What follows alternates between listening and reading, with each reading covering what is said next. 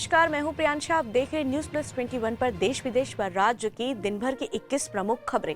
Court ने खारिज की नीरज बिश्नोई की जमानत याचिका। आरएसएस के टॉप लीडर कोलकाता में 1 और 2 फरवरी को करेंगे बैठक। 3 तलाक की पीड़ित निदा खान ने थामा बीजेपी का दामन। यूपी में अपना दल ने फतेहपुर के बिंदकी सीट से मंत्री जय कुमार सिंह जैकी को दिया टिकट।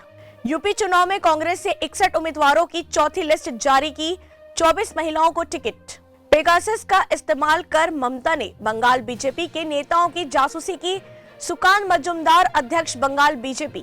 कनाडा में सीक्रेट लोकेशन पर गए पीएम जस्टिस ट्रूडो, देश में बढ़ रहा प्रदर्शन। रायबरेली में समाजवादी पार्टी के पूर्व विधायक सुरेंद्र विक्रम सिंह कांग्रेस में हुए शामिल। Manchester United star mason greenwood पर बड़ी आफत, गर्लफ्रेंड ने लगाया घरेलू हिंसा का आरोप। मोदी सरकार ने किया दशकों पुराने चाय मसालों के कारोबारों से संबंधित कानूनों को वापस लेने का प्रस्ताव।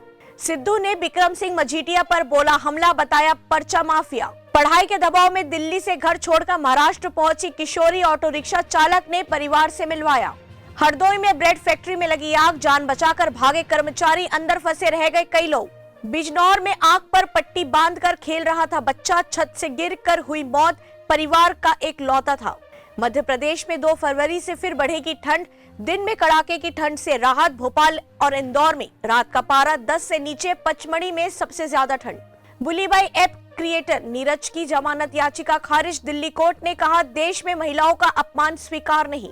बीजेपी ने मणिपुर की 60 सीटों पर कैंडिडेट की लिस्ट जारी की।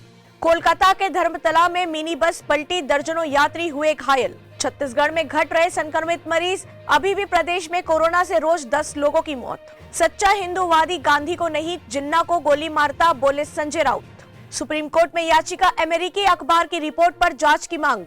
ऐसे ही तमाम जानकारी से लगातार अपडेट रहने के लिए हमारे चैनल को लाइक और सब्सक्राइब करना ना भूलें। नोटिफिकेशन के लिए बेल आइकन जरूर दबाएं। देखते रहिए न्यूज प्लस 21, आपके हक की बात।